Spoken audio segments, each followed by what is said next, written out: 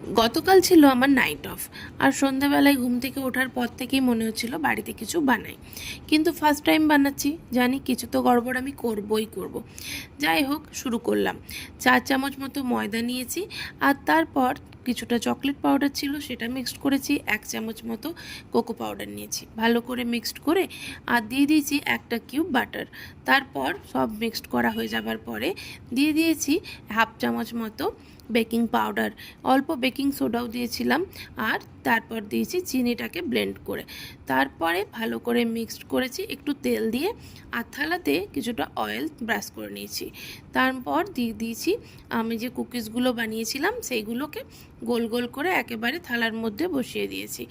আর কিছুটা ছিল বাড়িতে চকো চিপস, সেই চকো চিপসগুলো ওপর থেকে ছড়িয়ে তারপরেই বেক করতে দিয়ে দিয়েছি। আধ ঘন্টা হয়ে গেছিলো, কিন্তু ঠিকঠাকভাবে কুকিজ হয়নি, বাট কেক হয়েছিল।